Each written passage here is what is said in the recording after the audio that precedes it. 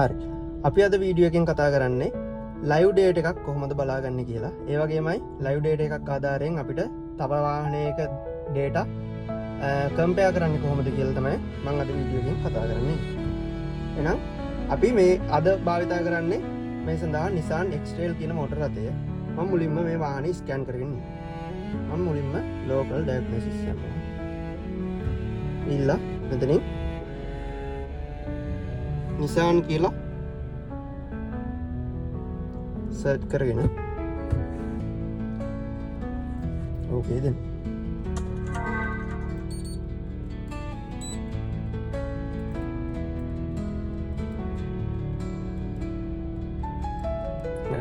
මෙතනින් මම manually select කියන එකට යනවා. ඊළඟ මේ වාහනේ ජපාන් ඒක නිසා APN කියන එක select කරනවා. ඊට පස්සේ මෙතනින් X-Trail කියන වාහනේ අපි තෝරගමු. මේ වාහනේ මොඩල් එක T31 කියන එක මම ඒක නිසා ඒක select කරගන්නවා. මෙතනින් 2009 select. හරි. මුලින්ම මම ස්මාර්ට් ඩිරෙක්ෂන් එකකුත් දීලා බලන්නවා.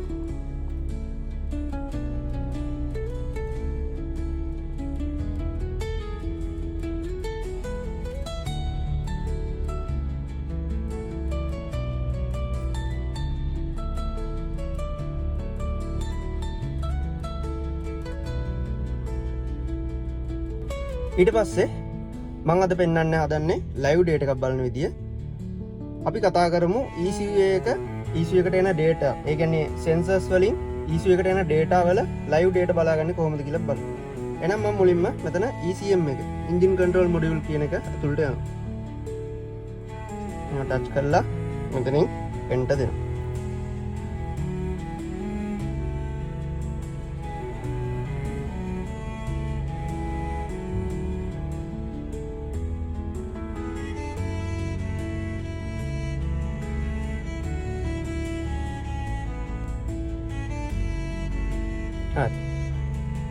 මෙතන තියෙනවා ලිස්ට් එකක් නේ.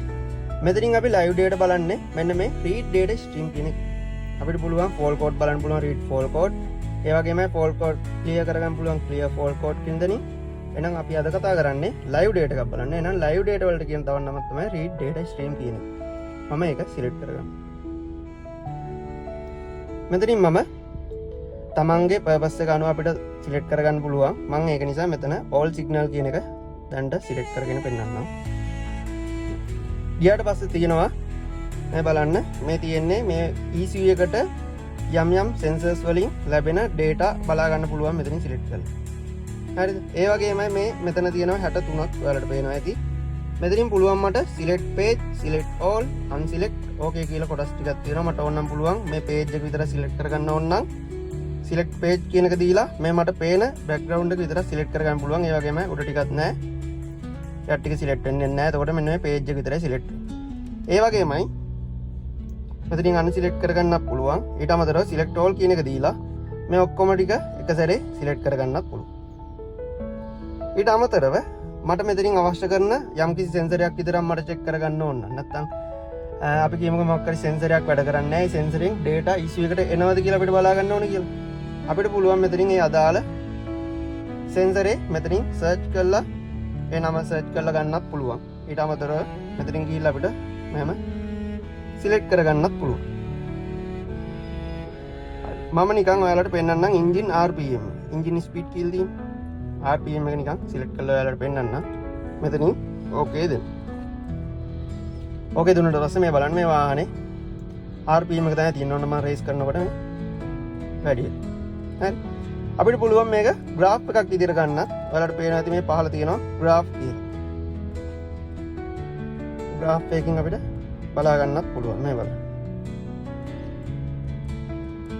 ඒ වගේමයි ඔයාලා දැන් මොකක් හරි දෝෂයක් හොයද්දී තනියම ටෙස්ට් රන් එකක් යන ගමන් ඔයාලට බලා ගන්න ඕන කියමුකෝ මේ යම්කිසි රේන්ජ් එකක් ඇතුලේ මේ sensor එකේ data එක ලැබෙනවද කියලා.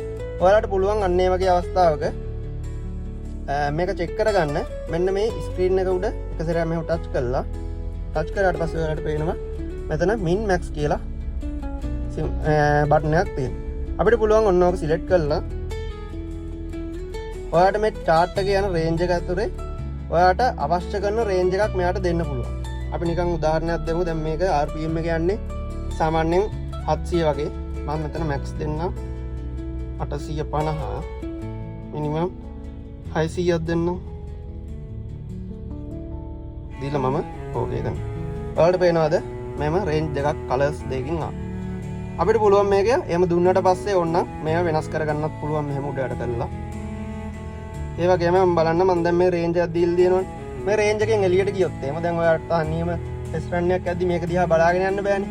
ඔයාලට පුළුවන් මෙන්න මේ ඔප්ෂන් එක භාවිතා කරලා දැන් බලන්න රේන්ජ් එක වැඩි වුණොත් මෙයා එලාම් එකක් වදිනවා. දැක්කද?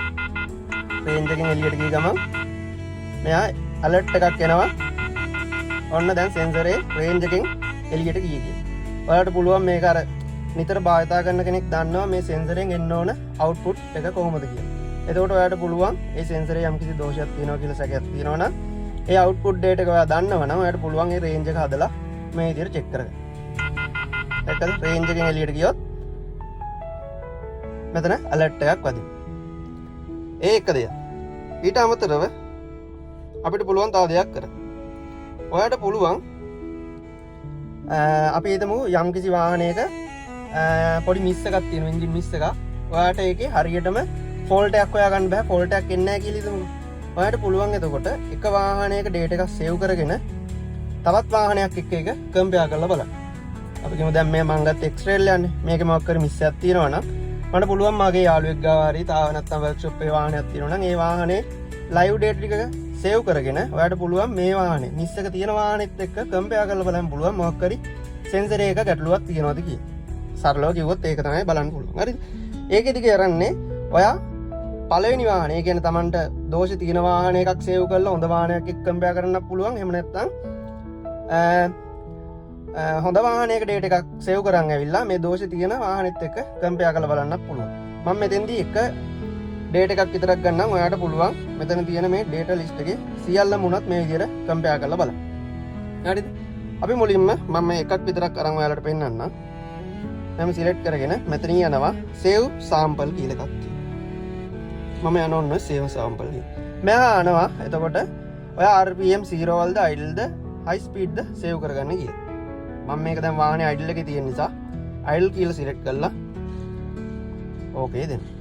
අන්න බලන්න දැන් මේ අවස්ථාවේ තියෙන RPM එක මෙයා save කරගන්න. save කරගෙන මම මේව පොඩි වෙලාවක් තියෙන දීලා මේක ස්ටොප් කරගන්න. ඔන්න මම සේව් කරන අතරතුර ගිහින් තියෙන්නේ 688යි 712යි කියන රේන්ජ් එකේ තමයි ගිහින්. එහෙනම් මම මේක සේව් කරගන්නවා. ඔන්න ඔය විදිහට මම සේව් කරගන්නම්. ඔයාලට පුළුවන් මේක සේව් කරගන්න වාහනේ නම ටයිප් කරලා සේව් කරගන්න පුළුවන්. හරිද? මම මේක දැනට මෙහෙම සේව් කරගන්නවා. ඊට පස්සේ තියෙන්නේ ඔයාලට දැන් මම මේ හොඳ වාහනයක data එකක් කියමුකෝ සේව් කරගත්තේ. ඔයාලට දෝෂ තියෙන වාහනයට මේවා එකම වාහන මොඩල් එක වෙන්න ඕනේ මේ වැඩේට. ඒ දෝෂය සහිත වාහනයට ඊට පස්සේ ස්කෑනර් සම්බන්ධ කරලා ඒකෙත් ලයිව් data වලට ගිහිල්ලා ඔයාලට පුළුවන් ඒ ඔයා සිලෙක්ට් කරගත්තු සෙන්සරේ හරි නැත්නම් මේ ඔක්කොම හරි ඒ විදිහටම සිලෙක්ට් කරලා ආයි මෙතනින් ඕකේ දීලා මෙතන අපි ඉස්සෙල්ලා කරේ save sample නේ. ඊට පස්සේ කරන්නේ compare sample කියන. මෙතනින් compare sample කරද්දිත් එයා අහනවා මොකද්ද කියලා ඔප්ෂන් එක. මෙතන idle select කරගන්නවා.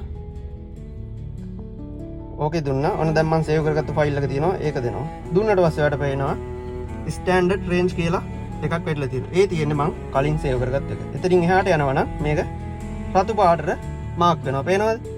රේන්ජ් එකේ යනවා නම් නිල් පාට වෙනවා. රේන්ජ් එකෙන් එළියට ගියොත් රතු පාට වෙනවා. දැන් මේ රේන්ජ් එකෙන් එළිය යන්නේ රතු පාටයි. අම්බලන් රේන්ජ් එකට එනකොට නිල් පාට වෙනවා. එතකොට දැන් අපිට කලින් ස්ටෑන්ඩඩ් රේන්ජ් එකක් තිබුණේ නැහනේ. අපිට එතකොට මෙතන ස්ටෑන්ඩඩ් රේන්ජ් එකක් හදාගන්න පුළුවන්. හැබැයි මේක 100%ක්ම සාර්ථක නැහැ. හැබැයි පොඩි අයිඩියා එකක් ගන්න පුළුවන්. පැහැදිලිද? ඔන්න ඔය දේවල් තමයි සරලව අපිට ලයිව් data එකකින් කරගන්න පුළුවන්. හැබැයි මේ පොඩි දෙයක් මේක දැන් ඔයාට වාහනේ යන දෝෂය අනුව ඔයා දැනගන්න ඕන අවශ්‍ය සෙන්සරේ ඒවා සිලෙක්ට් කරගෙන මේ විදියට ලයිව් data බලන්න. හරි මම හිතනවා කට්ටියට මේක පැහැදිලි වෙන්නේ නැති කියලා. එහෙනම් මම ඊට පස්සේ ඇක්චුේෂන් ටෙස්ට් එකක් කරන්න කොහොමද කියලා ඊළඟ වීඩියෝ එකෙන් දෙන්නම්. හරි